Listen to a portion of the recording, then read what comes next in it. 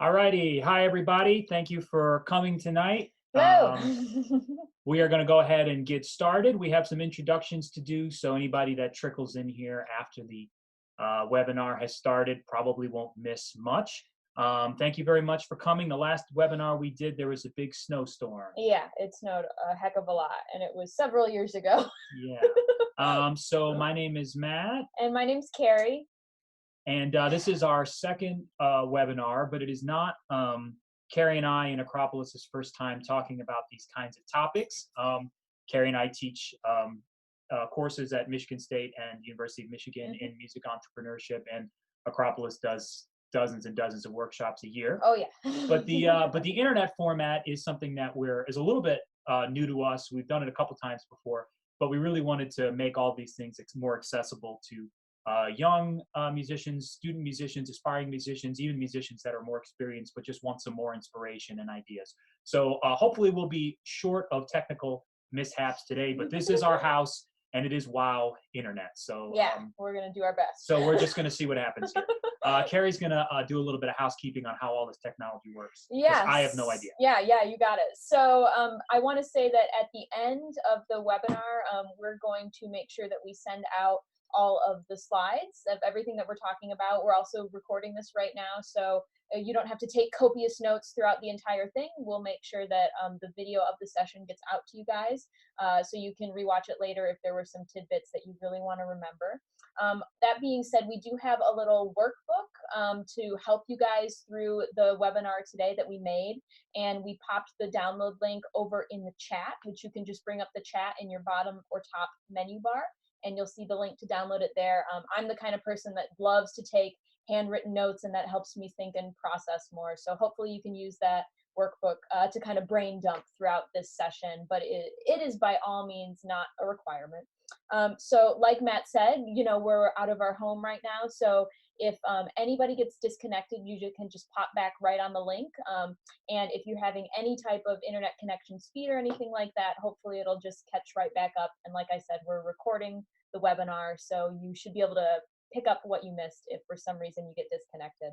And then at the end, we're going to do a 10-minute Q&A session from any questions that you guys have. And if you just want to type those questions in the chat, and make sure you type it to everyone.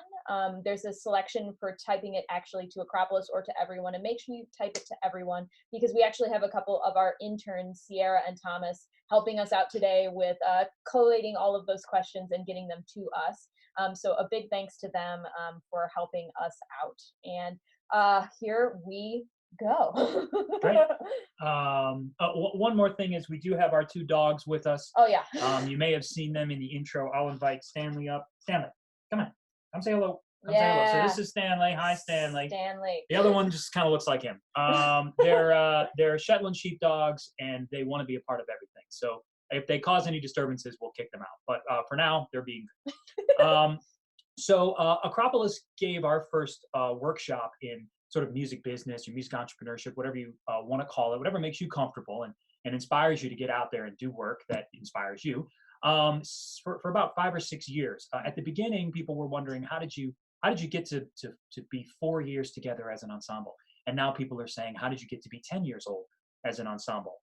So today, Akropolis is a 501c3 nonprofit. We have a budget of about $320,000 this year, which in various ways supports Kerri and I, and of course the 5 musicians of Akropolis.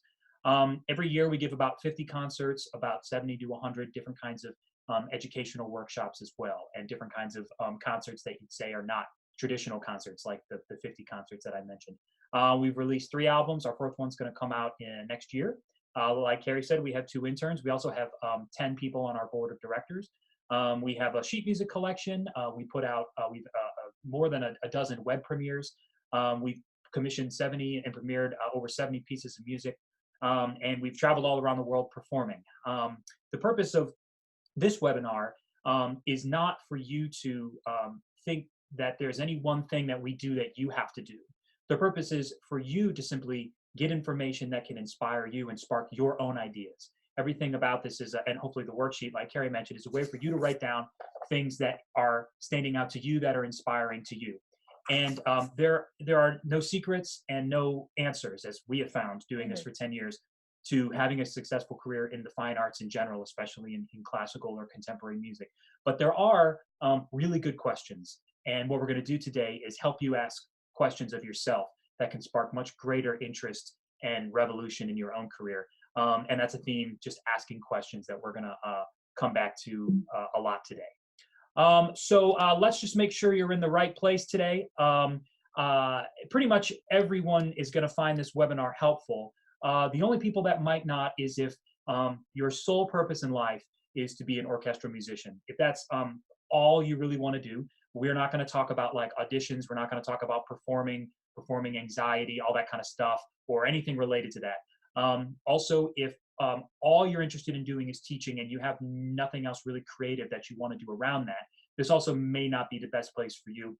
However, that said, if you're interested in perhaps getting into different kinds of creativity, this would still be a really great place for you to be. Yeah, and we also think that it's really important that even if you do find yourself in a career in the arts where maybe you're employed by someone else and you're not the visionary behind your ensemble or artistic venture, that you're still very much likely to intersect with a lot of these creative forces. So even if you think that you might end up in one of those places someday, I think it's still really helpful to kind of see the industry from the lens that we're going to present today. And so hopefully that's inspiring and helpful for you guys.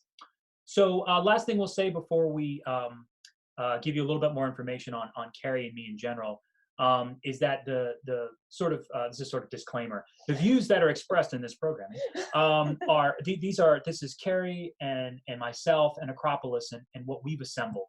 But these ideas come from other people. They come from other places, workshops we've attended, people we've talked to on the phone, people we've sought advice from, people we've observed, and groups and inspiring organizations that have really resulted in a lot of our success. And so even if at this point of the webinar you're looking for something to take away, it might be that this should be the first, if it is the first, or one of many places that you go for help and advice. One of the things that Akropolis figured out really quickly is that going to people for help and advice and coming to things like this is really important. So we're going to give you our piece of a big pie, a big puzzle for you, hopefully of your success. But this should be one of the many places you go to get your information on this kind of stuff. So just a little more introduction about everybody. Kerri, you want to go first? Who the heck are we? Kerri's right. purple. Yeah. Kerri's purple and I'm orange. So just in case you guys want a little bit more info about us, so Kerri and Matt, we are married. We have been for about 3 years now. I graduated with my undergrad and master's in clarinet from U of M, and then I also got another master's from Eastern Michigan University in arts administration. I did a lot of internships at arts organizations when I was in school. I worked at UMS in Ann Arbor and interned at the Kennedy Center in Washington, D.C. And for basically the past 6 years, I was a marketing manager for this festival in Ann Arbor called the Ann Arbor Summer Festival. And that was really what I did before Akropolis was able to support me full time. And so now today, outside of playing clarinet in Akropolis, I am the marketing and development manager for the actual nonprofit organization. So that means that I manage all of the marketing that we do, our website, social media, email, any print stuff, any design stuff, any advertising. I also, on the development side, help get sponsors and help find people to support us on an individual giving level.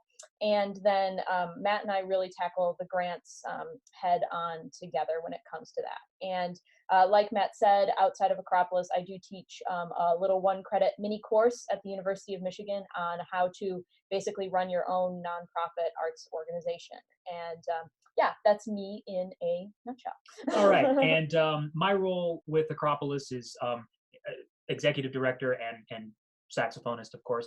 I graduated from Michigan in 2010. My degree was a bachelor's in music education. That's the extent of my secondary education. When I was there, I studied saxophone with Don Senta. After college, I was a band director, middle school band director for a year. After that, I only did that for 1 year. After that, I was a substitute teacher, actually, for a little while. I had a big piano studio. I'm also a pianist for 2 years. I, like Kerri, did some internships, even sort of like as an adult.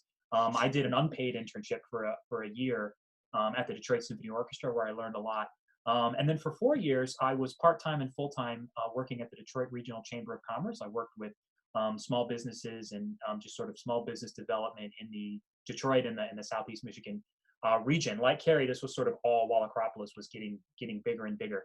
I also have a background sort of volunteering in education, and being a teacher is sort of a big part of my life in a lot of ways. Volunteering with a lot of schools in Detroit.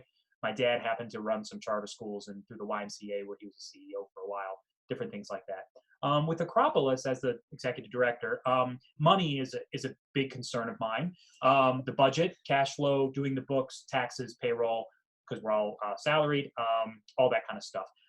Making sure that our board is organized, our board of directors, recruiting new board members, facilitating all these board meetings. Kerri and I work together on fundraising, but making sure that our grants and our individual giving is a big part of what we do. On the programming end, making sure that all of our workshops go well. Our Together We Sound Festival in Detroit and our high school residency that we do at 3 high schools. Kerri and I organize all of that.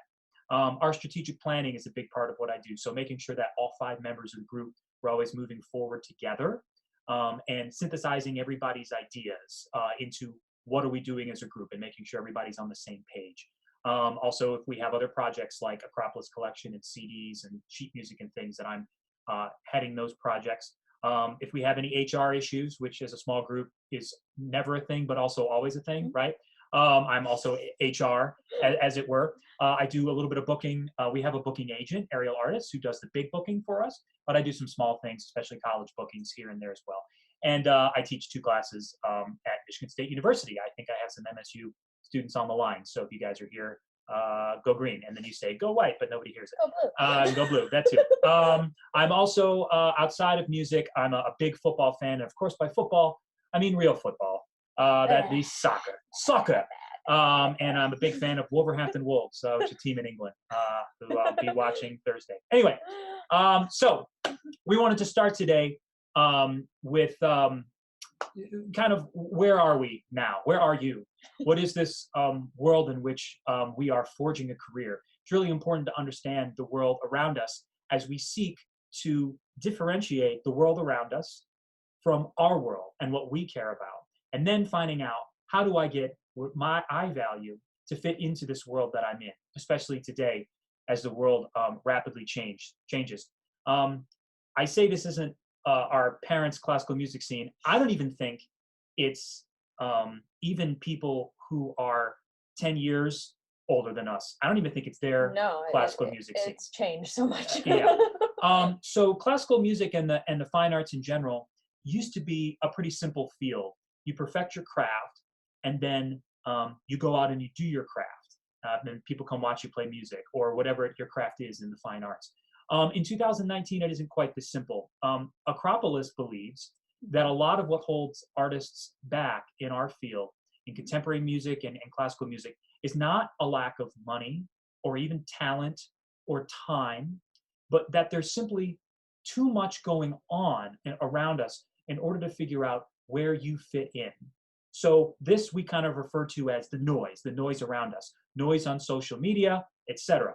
So many groups and people do so many interesting things. Amazing. And there are so many things that you can do, and there's so many problems to solve. So the question being, where do you fit in, and what problems do you want to solve, and what do you care about? Why am I doing this? Akropolis' success is being owed to our ability to cut through this noise and figure out where we want to belong. So we mentioned questions and why these questions are so important. The first one we want you to think about, and I don't know if there's any space in the worksheet for this. Write it down anywhere. There is. Okay, great. So is sort of the first question: why are you here, right? Why and where do you feel you are in the world around you right now? Do you feel like you understand all of these things around you? And if not, why? What kind of forces are pushing at you and making it difficult or making you feel overwhelmed? And why might that be? This is just a sort of a great little journal entry to start with in order to figure out how you can fit in what you value into what everybody else in your world around you is telling you they value. So there are some artists that really inspired Akropolis that we wanted to start with by sharing with you what they've done to sort of cut through this noise in their own way. So the first is a pianist named Pascale LaBeouf. He's based in New York, and he also has a twin brother who looks exactly like him, especially when he wears the same glasses. His name's Remy. They play in a jazz trio together called Pascale's Triangle, which is pretty cool. Pascale is a musician, a composer. He's also like a big producer for different projects, media projects of different kinds. And he's like a really good project leader. So Pascale's career in jazz and in making classical music that crosses over with jazz, composing a lot of music, getting a lot of commissions, performing, touring, represents sort of a couple of things about how 2019 is an interesting place and a rapidly changing place for us to be in as artists. First, he's a composer and a performer, and we find that a lot. That these days it's a lot more normal to be a composer and a performer, or a performer and a composer, however you really want to hyphenate it. Also, the combination of genres, which is something our third artist does quite a lot as well. And then also for Pascale, using digital media in a way that classical artists didn't used to be really comfortable with, or didn't really think mattered. Not only creating media to promote what he does, but creating really compelling music videos of really great pieces of music, so that the video itself, the digital content itself, is itself like a piece of art. And he's really, really good at doing that. So yeah. All right. The second ensemble, these are the sort of the three executive kind of leaders of the ensemble, and you can see them here. And that ensemble is called Dakota, another sort of group you guys should look up, and we're really inspired by. They were founded in 2012. They're alumni of Ensemble Connect, which used to be Ensemble ACJW out of Carnegie Hall. And so they did that program, and they decided they wanted to sort of do more and go forward and with establishing a real business, music business for themselves. And they also have a partnership with the New York City Department of Education, which is really cool. So these are the people that sort of lead the group. Go to the next slide. Yeah. They're a project that we wanted to point you out to is a project they do called Music for Transformation, which is a criminal justice initiative that impacts the lives of people who are incarcerated, people in prisons. And actually, this picture here that you see, you can see it just a little bit on the cellist on the left's leg there. It says corrections. That's obviously something related to the corrections facility that he's in.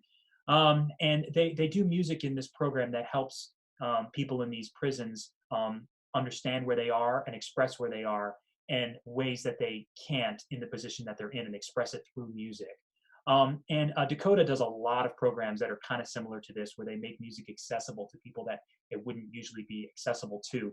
And they emphasize a part of what's really become a huge part of the world that we live in classical music, which is education, educating people with our music, with our high quality art, and community, and then of course accessibility. Like I said, making things as accessible as possible. So in other words, Dakota is helping us understand that classical music is no longer elitist music. That really all people want these days is good music, and that their idea of how to express this and what they value is getting rid of the elitist element of it and bringing it to everybody, right? And the last artist is someone we probably all know, and if you don't, kind of be strange, but his name's Kendrick Lamar. The reason why we made Kendrick Lamar a part of this list is that up until 2018, when the 2019 Pulitzer Prize was awarded, I would not have considered Kendrick Lamar to be a classical artist or someone in the fine arts. But he won the Pulitzer Prize, which for his album Damn, which up until maybe a couple of years ago would never have been considered for this award. It was an award given to classical artists, and specifically a lot of composers, and yeah, definitely very, very high end people. Sometimes jazz artists, but the two finalists with Kendrick Lamar, Michael Gilbertson was one of them. Michael is actually a composer who wrote a piece for us recently. Had some interesting, really, really interesting and powerful and encouraging things to say. There's actually an article in Slate magazine that you can read. Just Google Slate, Kendrick Lamar, Michael Gilbertson, Pulitzer, you'll find this article.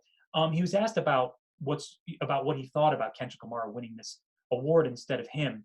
And he said, I never thought my string quartet and an album by Kendrick Lamar would be in the same category. But the Pulitzer, this award, is no longer a narrow honor. And then Ted Hearn, another really, really wonderful composer, living composer, who was the other finalist, he said, I don't put too much stock in prizes, but this is a really important year because Kendrick Lamar's music is super important to me and a lot of people. Hip hop as a genre has been important to me as a composer, but Kendrick's work in particular. He's such a bold and experimental and authentic artist. He's one of the people that is creating truly new music. And we think about new music in our world as like new music. It's like atonal, like whatever new music is. But Ted Hearn, right? Ted Hearn and Michael Gilbertson are expressing very well and very coherently the world that we're in right now in terms of how all this music is connecting and how we're relating to it. So indeed, this is not our parents' classical music world that we're in, and it's not even the one, like I said, of maybe 10 years ago. Yeah. So the artists that succeed are the ones that are able to find clarity in this noise, right? So they're able to identify their purpose, right? So remember that in our world, the standards of quality and excellence have not gone down, right? In fact, they keep going up. They keep going up, right? Every year, saxophonists, I'm a saxophonist, saxophonists are asked to play even higher and even faster and even louder and even softer and more in tune as well and more beautifully and everything, right? So that is never going to change. But what's different and what has changed is that while that quality is still necessary, the artist must now, in a different way than they had to, understand the world around them and how to bring people into what they, the artists, care about. And they must be able to communicate how what they care about stands out from all of these other things. So we mentioned the importance of questions. So let's get started with our first question today. And you can see this on your worksheet. So the first thing that we'd like you to do here, some of you who've worked with Akropolis before will be familiar with this, but this is a great exercise to do at any point and at any stage, and Akropolis does this quite a lot.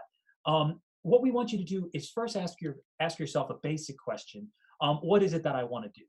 What is it that I care about doing the most in this world? And the best way to maybe write your answer to this question is I would like to be a blank.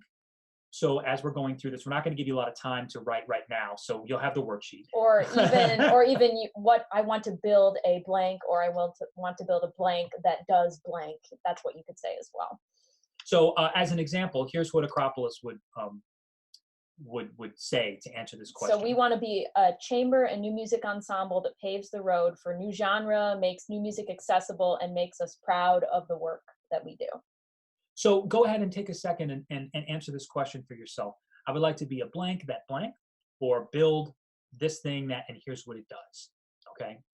So go ahead and write down an answer to that. Like we said, the slides and this webinar will be posted again, so you'll have more time to reflect later on. And definitely, I would encourage you to take time with this exercise that we're putting forth. I mean, it's not something that you want to rush through. It's something that you can really unpack, and the more questions that you ask yourself in each of these columns are really going to help you kind of bring this clarity through the noise.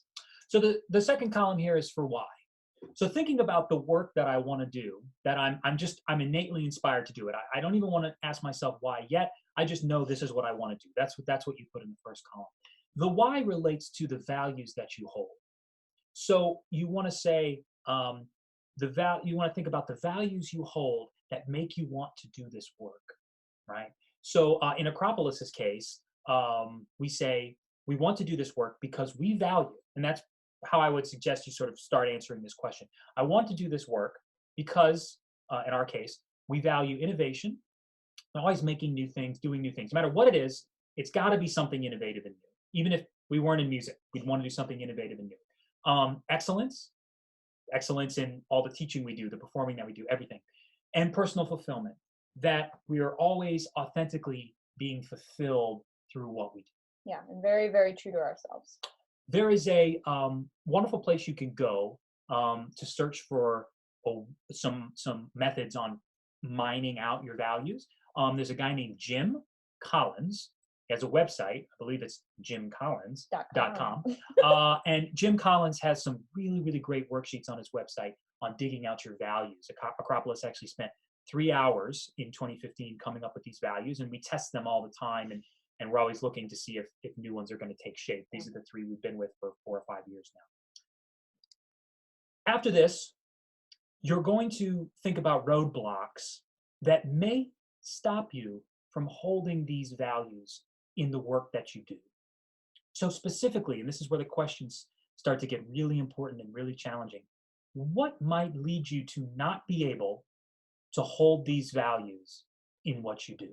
What might get in the way of, even if you were doing the work, what would get in the way of doing it in a way that expressed your values and allowed you to hold your values? And for Akropolis, when we think about our values of innovation, excellence, and personal fulfillment, what we think about roadblocks is the industry itself.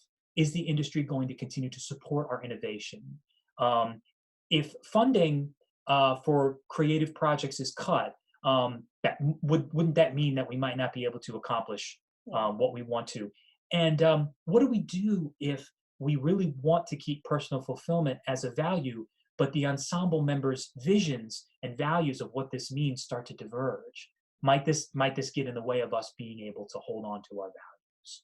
And then lastly, and the most critically, and this is where you find the most self-reflection and you'll really start to make progress, is what am I assuming is a reality that's making me see that these roadblocks exist?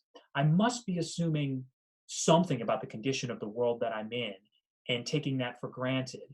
So in Akropolis's case, if we look at the roadblocks that we put in, the assumptions that we're making are that being a niche music ensemble like we are and playing this contemporary music and all that stuff means that we're going to have trouble finding an audience.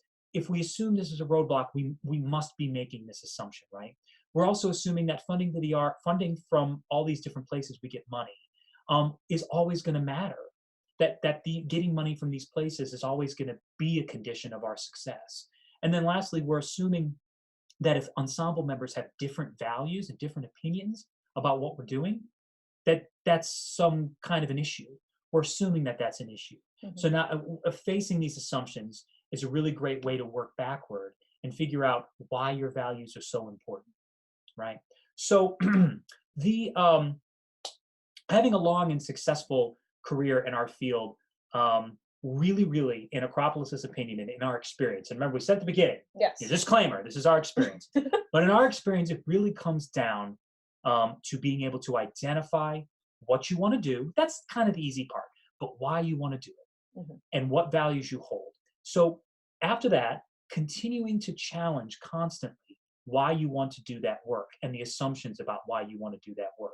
And that's really where the noise comes in, right? Continuing to challenge and continue to fight through all of the noise around you and being able to continually challenge and come up with your decision and your agreement with yourself about the work you want to do and why you want to do it. So I hope that this initial reflection here helps. And like Kerri said, we totally recommend spending more time on it. So the first step in being able to move forward in this kind of career, in a creative career, with all this noise in a way that's fulfilling to you, that you can persist with and make sustainable, is to run a test. What's a test? So what we mean by this is don't go and like make a volcano with vinegar and baking or whatever it was, yeah, whatever it is. And those are cool too. Those are good tests, yeah, or experiments or whatever. Yeah. We want you to run a test or an experiment. And what this is a project, a very small project. It doesn't have to be that small, but something relatively short term, achievable compared to the full scope of what you think your business might be, that you can do, that when it's completed, it's going to test if you were able to hold true to your values while you were doing it, okay? So another way of putting it is that this test is simply you doing stuff you really want to do. And then through it, we figure out, were my values upheld while I was doing it? So these initial tests are really important. And it's kind of been Akropolis' secret. We have some photos here of some of the things that we consider tests. And even when we have a program and we run that program every year, we're constantly thinking about it as a test and an experiment. Are we meeting our values in the way that we're doing this work? And is it fulfilling us? And is it allowing us to overcome these assumptions and fight through all the noise that's around us? Our education, as you can see here on the left, our commissions, our recordings in the bottom left, that's us and Shara, and our producer and other helpers and engineers and things. So that's kind of really been our secret, is to not think about having to do projects in order to make money, but just to continually be testing and challenging what we think doing great work is. So these are pop quiz, sort of our first tests here. Yeah, so call them quizzes. I mean, it was back we started in 2009, and in 2011, I think, is the picture on the left, which is when we decided to book our first ever concert, not in school anywhere or anywhere connected with the university. We went up to Alpena, Michigan, which is where Ryan is from, and we did a concert at the Alpena Public Library, and we had 40 or 50 people there, and that was our first real test to see if we could actually do a full-length performance, give a concert, and what that was like. We also decided to start publishing sheet music in 2012, which was an incredible test, not only for going into a completely different industry that we had no experience in, but also a test of our technology and our printer and our just mental stamina to produce a physical product. It's something that we had no experience in, but we just decided to test it out and give it a go. And today we have over 20 plus pieces that we publish, which is pretty cool. And then the last test that we did in 2013, right at the beginning, is we just started making our own videos and premiering videos online in a web premiere series that we still do to this day. And so these were things that we started out very, very early on. But we really just chose them one at a time. And once something passed the test, that's when we decided to either move on with something else, or how we could figure out how to grow the one thing, or basically what did we learn from the first thing that we actually did. So each of these things that you see up here are ways that we approach expressing our values. And that's really the one true requirement, the true thing that something must do to pass the test as you're doing it. Are you able to, through it, express your values? And even though this, the web premieres are digital and sheet music is publishing, and it has nothing to do with performing music, we very much felt and talked as a group and determined, after the first few people started buying sheet music from us, that we really felt expressive. Yeah, we really did. That it was very important. Up. And then we figured out a way later to kind of make it more profitable. And of course, that's another important part of if these tests can become a part of your business or not. Anyway, so after you've run your first test, you're going to spread the word about what happened. Yeah, and this is not, don't really think about it as marketing yourself. I think that those words can be really, really scary and intimidating for people who are trying to build their career. Really, it's all about just spreading the word of what you did to the people who are already connected with you, and don't be intimidated by the fact that you're trying to reach more people in new ways and do a ton of stuff. Don't let that slow you down. So really, at the beginning, after you run your test, you do your first project, it's really about sharing it through the channels that you already have put in place, be it sending an email out to all of the people who are in your contact list, making some social posts about it on your personal profiles, like even having any type of group or entity profile, anything like that. Just share what you're doing with the people who are already in your life. So after you do this first experiment, what we did that was really helpful, and what sort of set the stage for doing more tests and then ultimately bringing these things together, was to, if possible, and if you made a little money, take that money and immediately separate it out, immediately create that bit of money that you made and reserve it for your career or for your business. And then secondly, just to reflect and get as many opinions and as much documentation from this first thing that we did as possible. Get people's opinions about what you did, get photos, video, audio, get testimonials. Just ask people to write down or send you an email about how it went. So again, we're not thinking about marketing or promotion or selling a product or anything like that. We're just thinking about taking what we did, testing it, and finding out how it went. So give this test that you did a grade. Did it hold to your values, right? Did you feel authentic while you were doing it? Did you make money doing it? Or could you see it, while holding true to your values, as something that could ultimately be monetized, turn into something that could make money? Did the people come along with you, whatever it was? So again, back to sheet music. That doesn't mean they came to a concert, but they came along with us. Yeah. They bought into what we cared about. Was that because they were just interested in a product or in something unrelated, or was it, did you really feel like they were interested in your values and you sharing them with them? See if your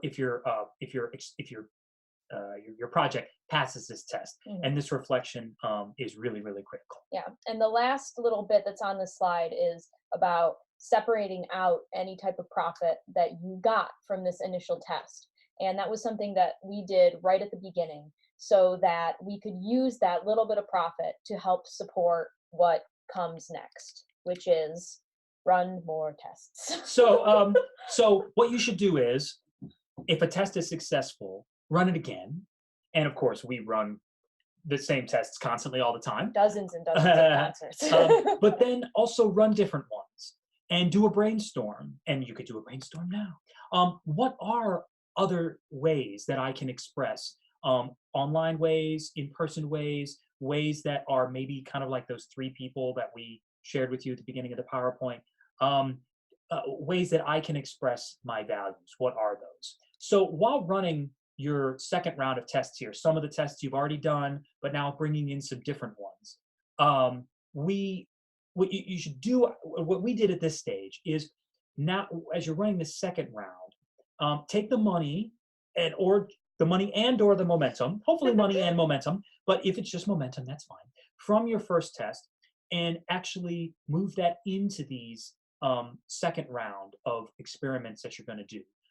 If you didn't get any money or you need money, then what you'll want to do is raise that money and actually fund this next round. Okay, so this is why it's also really important, like Kerri was saying, to separate the money out, or separate whatever money you're getting out into a separate pot, because now you can start to actually think of these values being expressed as being supported by you and being supported by the people that have helped you make a little money doing this first round. So where does this money going to come from for, my additional tests that I want to run? So in Akropolis's case, a lot of how we did these initial tests was really nothing magical and didn't require us having any keen sense of fundraising or getting lucky in any way, shape, or form with where money was coming from. So first of all, if you're in school, in-kind resources in school will be a really, really helpful way, or school resources, or just trading things with people. If you help me with this, I will help you with your project. Any way that you can reciprocate help and in-kind resources with people that will allow you to do projects without having to spend money. Okay. Yeah. And then after that, crowdfunding it seems really intimidating, but there are a lot of platforms out there that are incredibly low stress and very easy. You don't have to do a high stakes Kickstarter where it's an all or nothing. But doing any type of crowdfunding is a really great way to put your project on paper, online, and then to share it out there and get people to support it. There are probably more people in your own network than you think who would donate just a little bit of money to some sort of project that you're doing, especially because on a crowdfunding platform, it looks so professional and put together. And that's really what those platforms help do, is they help elevate your project and kind of put this nice bow on it so that people can support it really, really easily. After that, we literally would just pass a donation bucket around at concerts. We would do concerts for free and just try and raise money, not through ticket prices or anything like that, but really just by accepting donations and telling people, up at the front, like, whatever this was worth to you, we're just super grateful and appreciative you were here. If you'd like to drop some money on the back on your way out, thank you for your support.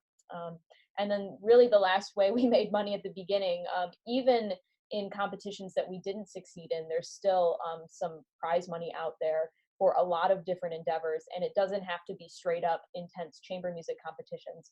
If you search on the internet, you find competitions in so many different niche areas. There's even a savvy musician chamber music competition where it really isn't even about performing as much as it's about presenting something really unique and groundbreaking. So there's a lot of kind of services like that where you might be able to actually win some prize money for something. This is the point at which a lot of musicians start to think that making the money starts to become separate from the work I'm doing, right? But if your tests are true to your values, right, then you're going to start to feel a synthesis of the work that you're doing to create these monetizing opportunities and supporting your values in the tests that you're running.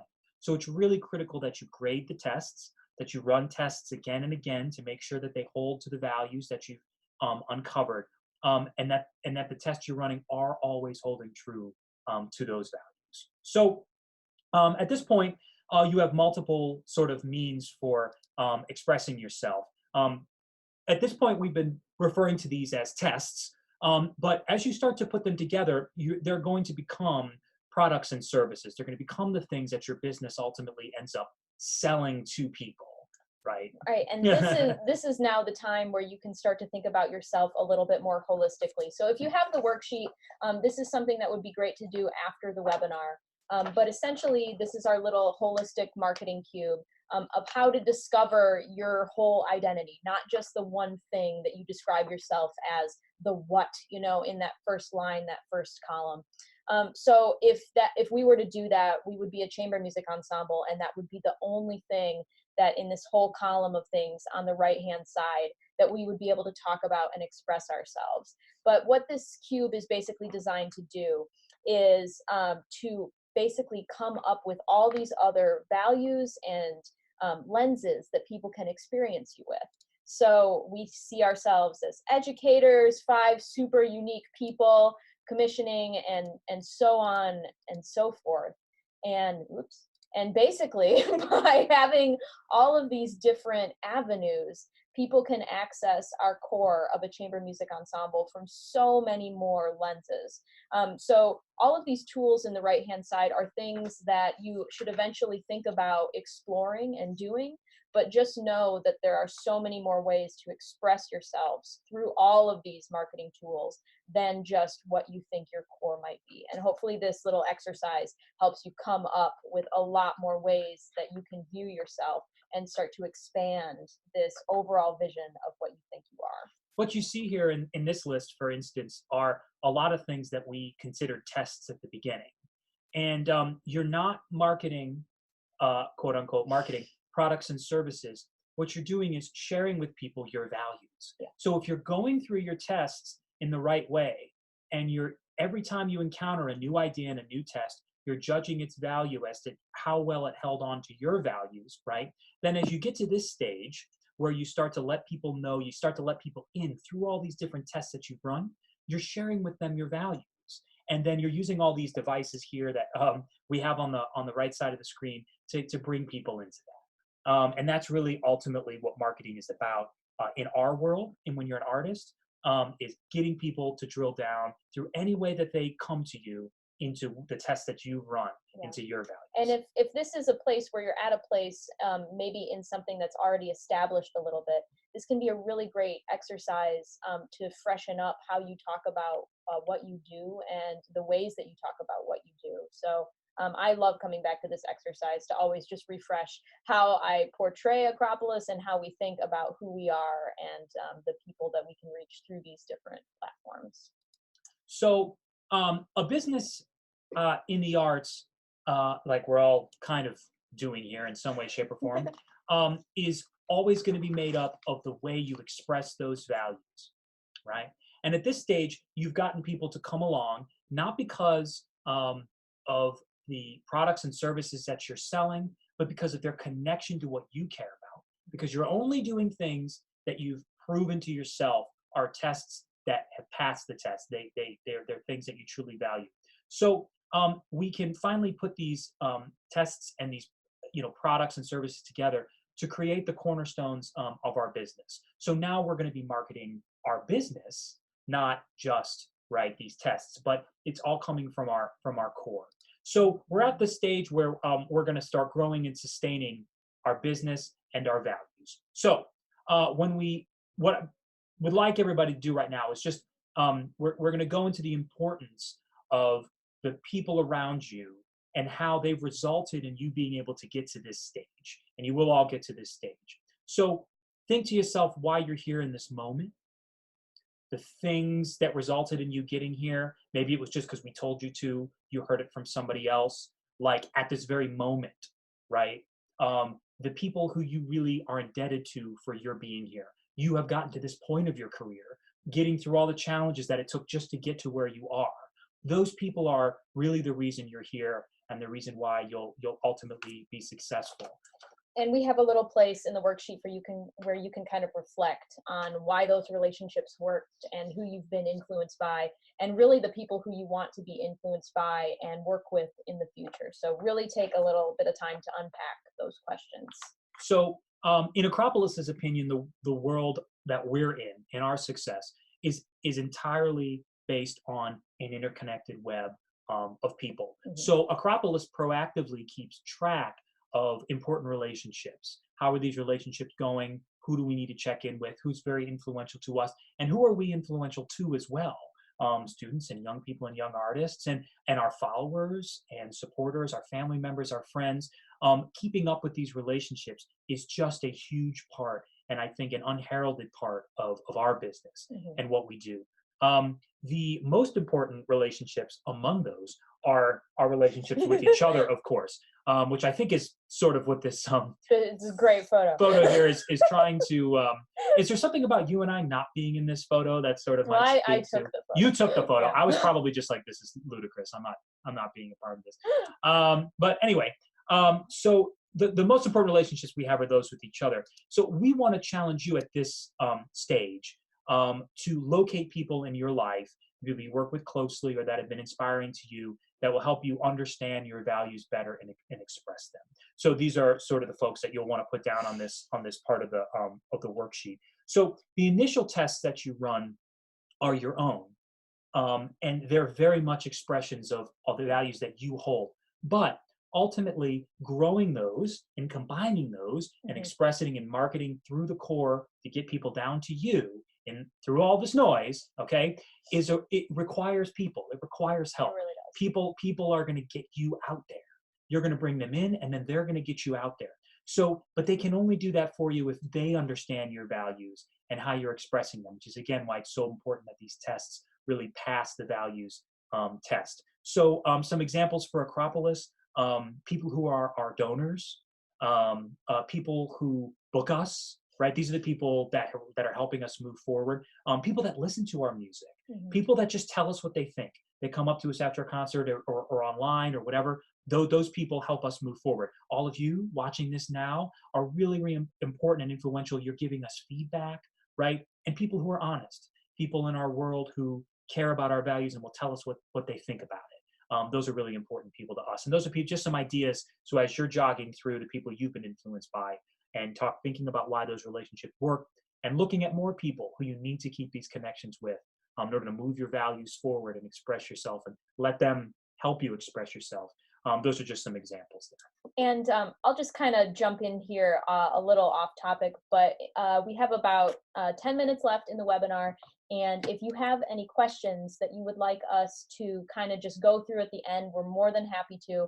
So pop those in the chat while we're going through the last couple of points here. And we'd love to just answer any and all questions that you have at the end of the webinar. We're happy to stick around.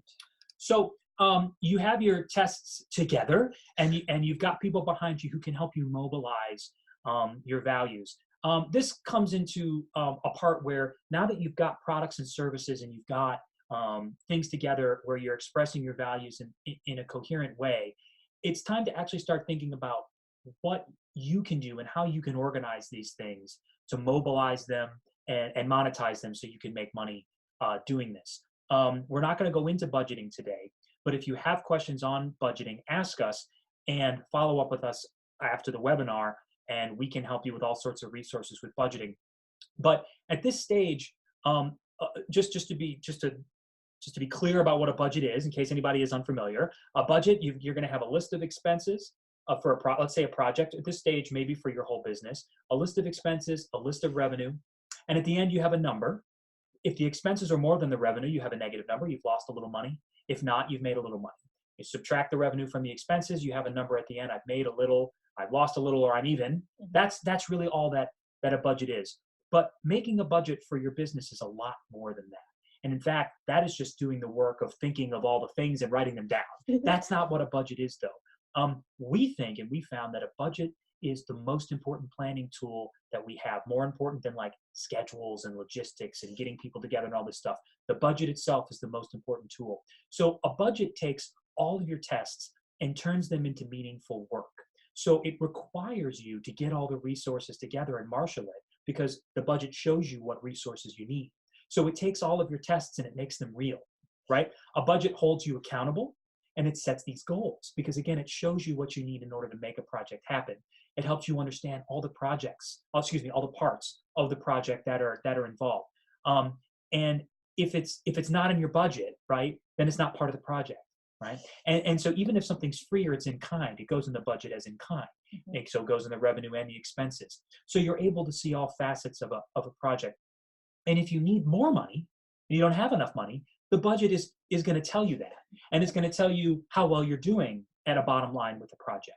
And this is all necessary in order for you to mobilize and express your values. And they also, lastly, and almost most importantly, show other people that you're organized and that you know how to bring your values into a way that's organized and is going to move your bottom line forward. So if you want to turn your projects, your tests into a project, and your projects into a business, you have to have the budget, okay? So this all takes time, all of this stuff that we're talking about. And we wanted to show you here with this timeline here, an example of how we went through this process of doing these tests, turning them into our organization. So right here you see the Akropolis timeline over the last 10 years, when we made our CD, when we made some money, and by money, we mean like not much. Any money.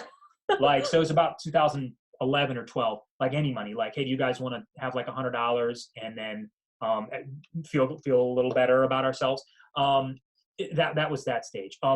We had done a lot of competitions and even won some other competitions, but Fish Off was the biggest, so we put Fish Off on there and all that. And then beneath that is we use my personal timeline here, and you can see all these other things that I'm involved in while this is going on. Dog, teacher, marriage. Yep. The moment there at the end where Kerri and I both finally didn't have our day jobs anymore, piano teaching, all these kinds of things that are going on. And our tests, we knew were great, and we knew that they were expressing our values because they showed us that we could express our values without making a lot of money while we were growing the business. That's how we knew we were doing something that was really important to us. So there are kind of three ways that you can go about balancing these timelines, right? You can quit all this stuff at the bottom, right? And just obviously keep the marriage thing if you're there, and don't get rid of your dog and all that. But all that other stuff, and dive only into the first timeline, right? Yeah, all projects. Right. And you can see if you're going to be able to make all the money you need to make ends meet through all this stuff at the top. You can do half and half.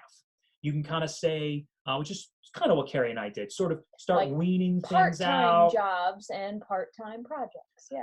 Or you can literally give up none of the things that you need to do to make ends meet, which is sort of all the stuff at the bottom, and then kind of see what projects you can still hold on to. Ultimately, we honestly don't recommend any one of these three any higher than the other.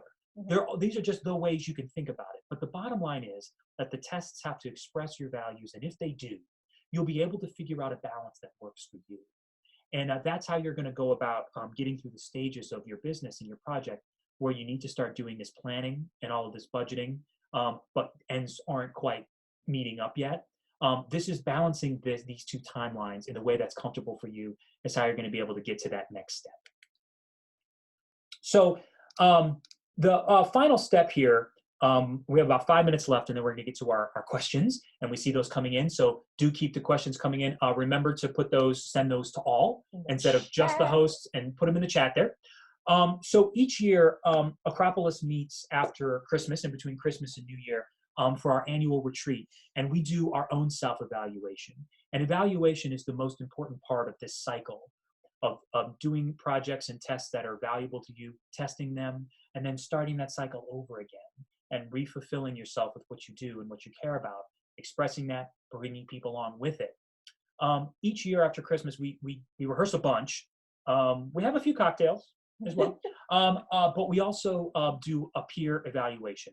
And we evaluate the tests that we ran that year, some that we've run every year, but new ones as well.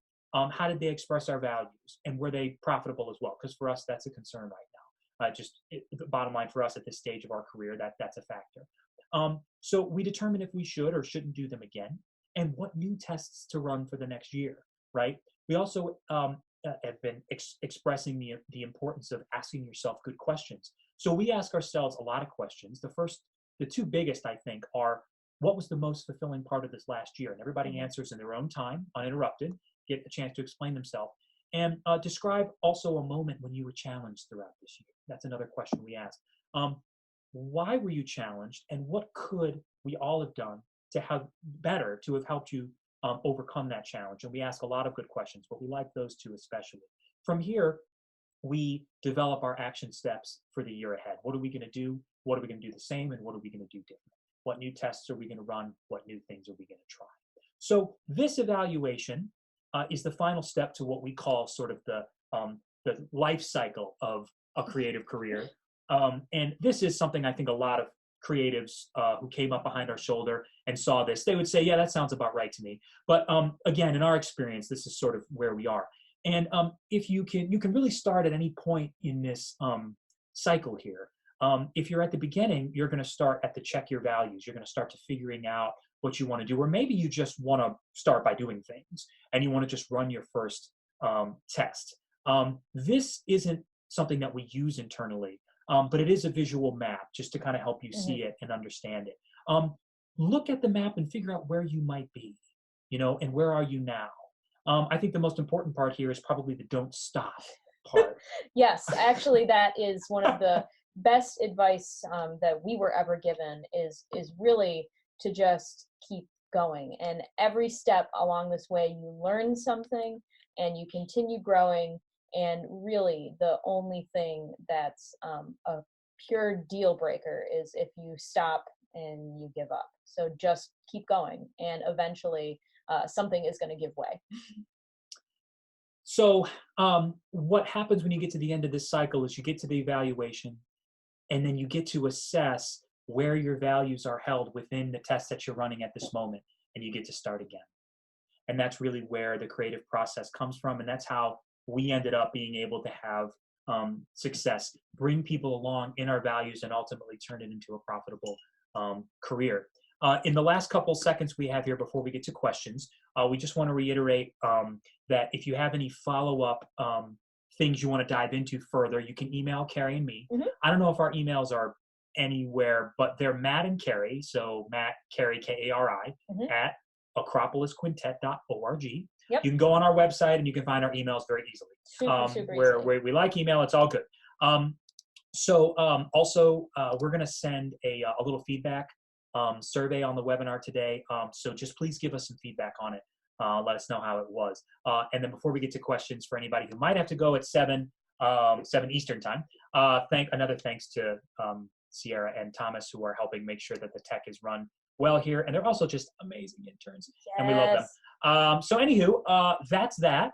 And it's time to get into some questions. So Kerri, where would you like to begin? For our questions. Oh, no, do we have a special guest? We have a special guest for our questions who will be joining us as well once he appears. I got a video. And unmute. Hey, Tim, are you there? I'm here.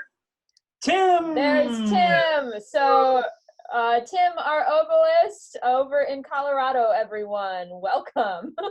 Hi, Tim. How you doing, man? Hello. It's cold. There's about 8 inches of snow outside. Bah humbug. So Tim will be here. Tim, just feel free to jump in, maybe raise your hand if you have something to say. We have a couple of great questions that have come in already. Cool. First, Aaron has asked, how do you have a business with people that reside in 2 or more states? Also, what is the difference between an LLC and a nonprofit, and what are the benefits and drawbacks of each? Great questions, Aaron. Okay, let's start with the LLC and nonprofit. So the LLC is a great place to start if you have some of this money from your projects and you want to start using it to generate more money. An LLC is very simple. It requires registering with the state, so it then becomes a business. And with that, you can have a bank account. So that you're putting the money into the LLC, into the business, and not yours, and not your personal account. And then you got to pay taxes on all this separate money. LLC means limited liability company, and they're for profit. They can be set up in different ways, but essentially an LLC is for profit, and you and the people who run it are ultimately responsible personally for taxes on any of the profit that's made. An LLC is the most common thing that people turn into a nonprofit. So to have tax exempt status, which is what really nonprofit means, you would take an LLC, you would incorporate it into a corporation, and then you would apply for a tax exempt status to make it a 501c3 nonprofit. The big difference there is, as a nonprofit, if the company makes a bunch of money, you don't have to pay taxes on that money. You have to simply put it back into the business in some way that promotes the company's mission and values. A nonprofit has to have a board of directors, and it also has to do a lot of work that for-profits don't have to do in terms of being transparent about its board meetings, its minutes, its finances, and all sorts of stuff. It's also a big amount of work to complete the application and get the tax exempt status, and it's a good amount of work to keep it up as well, for the upkeep on the nonprofit. And we were a nonprofit an LLC up until 2015, and before that, it was really just the LLC. And then after that, we became a nonprofit, literally because, we thought long and hard about if we wanted that type of accountability and responsibility as an organization. So it's really easy to turn, like Matt said, from an LLC into a nonprofit, but it's kind of hard to go the other way around. This book here is called The Savvy Musician by David Cutler. And inside of it, there is a really cool chart that defines the differences between for-profits and nonprofits, and you should check it out. So The Savvy Musician by David Cutler. Now, your other question, Tim, maybe you should answer that, or at least get started. How do you have a business with people that reside in 2 or more states? Well, so, I mean, I guess I can definitely speak to the performing aspect of it, and just kind of a little bit of the logistical aspects. And, it's a lot of just making sure that you hold yourself accountable, because everybody else is doing the exact same thing, even if you're the only one who's out of that particular state. So just, making sure that you are doing your own due diligence to make sure that you're learning your music, and also being there, I guess in our digital age, being available when people need you to be, and that you show up to things, and that you are good with emails and respond to your emails and all that stuff. That's very important. Oh, sorry, Deb, go ahead. Yeah. Oh, no. Yeah, no, those are the 2 big things I would say. Yeah. And I would say that eventually when people first started moving away, we really didn't see it as any type of setback. If anything, when Tim first went to Yale, he just, not only did he open 1 million doors for himself, but he opened a bunch of doors for us with people that we had never met, just because he was, moving around the country and meeting new people and doing new opportunities. So having people in multiple places, we've always seen it as a great, great benefit. And all of the logistics and the planning is something that you can figure out. Everything is figure-outable. I mean, and something else I'll add too is, we go back, we were talking about values and how everything relates to your values. My role when I left to go to grad school, everything that I valued was still very much connected to the quintet. And, you know, I didn't feel as though I was sacrificing any part of my value system being away. Awesome. So we have another question from All right. Clay. Thank you for that. This is from Clay. How often did you meet to talk about these types of things, like your vision, values, logistics, in addition to rehearsals? I would say that right away for Akropolis, the music and the rehearsing was, the most important thing. And a lot of our momentum at the beginning was simply just how much we enjoyed each other and enjoyed playing together. A lot of it was informal, but we did spend a lot of time on non-performance and non-rehearsal things, talking about places we wanted to go play, competitions we wanted to do, and ways that we could try to get some money to do the projects that we wanted. And though at the beginning we didn't really talk about them as values, we talked a lot about what people liked and enjoyed, were happy doing, and were not happy doing. Yeah. And the biggest thing is just we've always been a very openly communicative group, and we've made a deal with each other that people should be able to express and share what they feel about something openly. And through that simple compact that we have with each other, we're able to have a lot of discussions about, in your question, vision, values, even logistics, without having to force it. It's just simply a part of how we operate. So I hope that helps answer your question. Tim or Kerri, did you have anything to add? Yeah, I think that, even at the beginning, we were talking about like why people were doing the things that they wanted to do and what they really liked and what they cared about. And I think that some of those conversations can be really scary, especially with people that you might not know for many years, and now the fact that we know each other for 10 plus years, it makes it very, very easy to have those conversations because we know everybody so well. But at the beginning, you really just have to open up to the people that you're working with and try and understand why they're interested in doing what you're doing or the other way around.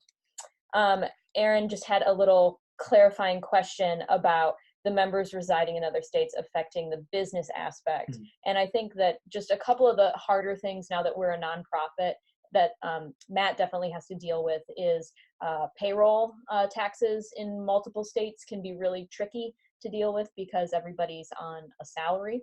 And especially if people are moving around to different states, it can be kind of tricky.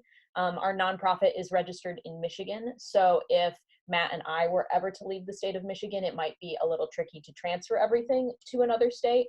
But as far as having employees in multiple states or even contractors in multiple states like we were before we were employees, it's really something that you can really just kind of go down the hit list of here's what I need to do in order to make sure that my employees are registered in these places, and you can have people all over the place. It's never been a roadblock for us.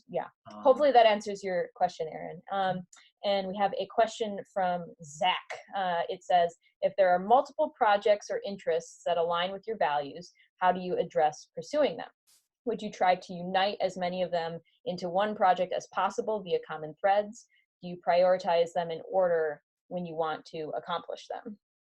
So I assume here, and if I'm wrong, Zach, just correct us, but you're kind of referring multiple interests, like from the different members of the group, probably, or even if not, like multiple things that you may want to do at the same time. Are they coming from multiple people, different people, or not? It's kind of irrelevant. But so the first thing is that we do have meetings where we talk about projects we want to do, why we want to do them, and they're not ranked by which is like most achievable or most affordable or anything. They're sort of ranked by like, what can we go do now? And then as far, we have a list of the composers that we want to be working with, and all these kinds of things. So because we can look at things in a longer, from a longer time standpoint, the important thing is to make sure that everybody's views are expressed and heard. Not every project is going to allow everyone to express 100% of what they love. But as we do different projects, we do make sure that everybody has a chance to have a little flavor of what they do and enjoy in everything that we do. And if there is a way to kind of thread them together, then that is something that always really helps. When we were doing our second CD, we wanted to commission everybody, and we decided to do it on a common theme to kind of bring everybody together, but also to kind of align the timeline with some of these commissions that we wanted to do. It really helped kind of unify all of the ideas that we were throwing around in the air. So it could also be a really good way to bring things in and narrow things down if you have a wide vision of everything that's going on. And something that's always been kind of our compass is that usually if you have an idea that keeps you up at night and you keep coming back to for multiple days, it's usually something that is going to rise to the top of your pile pretty quickly because you can't stop thinking about it and you're so excited about it. So it should be fairly, natural to somewhat prioritize some of the projects and the ideas that you have in your head.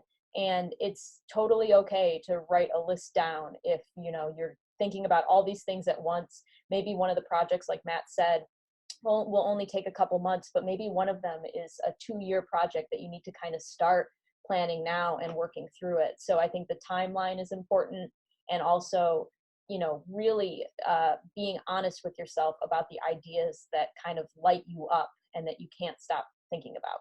So.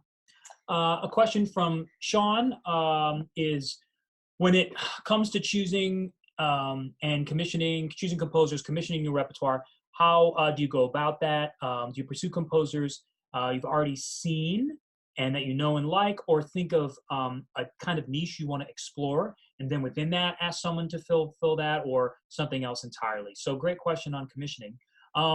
This has kind of changed depending on sort of the era that we've been in as a group. So in the beginning, we commissioned fellow students at the University of Michigan, master's students, PhD students even, and that was because we knew them and we were accessible to them and we could afford them, essentially, right? As we've gone on, we've always had people approaching us. So if someone approaches us with a project, we try to really make sure that it's within our own value system, and if it is, we'll consider pursuing it. We're at a position right now where we think about composers that we want to work with because first and foremost, we hear something in their music that expresses what we want to express. But then that requires a lot of digging. There can be a lot of composers that fit that. We really value the relationship that we have with composers. So if we don't think we can have a really good relationship as a person with the composer, for a number of reasons, things may or may not be a great fit there, then we won't ask a composer, even if their music is a perfect fit for us. The personal relationships that we have with the composers is very, very important. So it's always a combination of wanting to build that relationship with finding the music that fits with us. But then we also think about music that's really good, that would fit, but that would also push our boundaries a little bit. And we go that way. But again, still always addressing composers who we want to build a relationship with. A lot of that means getting to know composers, and actually knowing them and building relationships with them so that 3-4 years down the line, it's time to work together. And we're really ready to do it, Yeah. And just from a technical standpoint, especially if you're in a group or ensemble that has multiple people with multiple ideas, something that we've been doing in the last few years is basically we've been forming this massive spreadsheet where each of the 5 members individually are putting forth maybe 3 to 5 composers and or collaborators that we want to work with. We'll put in some little video work samples of basically, here's the piece, here's why I think it's really cool, here's why I think it would work well for Akropolis, or maybe collaborating with somebody. And we're just constantly trying to collect this information and share it with all 5 of us. And that's really how, having this kind of database of inspiration, kind of ever constant, is what's also going to help you kind of spark, who is that next person that you want to work with, or how might I start forming relationships with these people, once you find them. But when it comes to, how do you go about finding them? Honestly, a lot of it is through people that we know, and a lot of it is through, the relationships that we've just been building over the last 10 years. But a lot of it is pure just searching online and listening to a lot of music and just finding new inspiration. You know, I think it's really important to just always be listening and always be curious, you know. We're always also very open to big projects and little projects. A lesser known composer to write a big piece that wouldn't cost us as much money, because the composer is very interested in the experience and having Akropolis perform their piece, or someone to just do a small piece of music, because we don't have a lot of resources at the time, but we just want to have a little bit of this music. But then also big projects, projects that are collaborators, so that involve other collaborators. Mm-hmm. So we don't limit ourselves to thinking that a composition or a project has to be one particular thing. That's another thing that allows us to experience a lot of different kinds of composers and give everyone in the quintet different ways to fulfill what they like to do. So it doesn't look like there are any other questions, so I think we should close. Yeah, but thank you everyone for all of your questions, and thanks Tim for popping on here at the end. Like we said at the beginning, we did record the webinar, so we'll send the slides and the video out to you guys along with the worksheet in case you want to re-listen to any of this and hopefully take a little bit of a deeper dive into what it is you want to do and why you want to do what you want to do. And there is Stanley. And Stanley says goodbye. Stanley says good night. Happy Thanksgiving to everyone. And we hope to see you at our next webinar. We're hoping to do a couple more of these throughout the year and make it a little bit more of a consistent thing. So we're running a test today. This is a test, yeah. So anyway, thanks y'all very much. We appreciate you coming, and good luck with everything that you're doing. Have a great holiday. Bye-bye. Bye.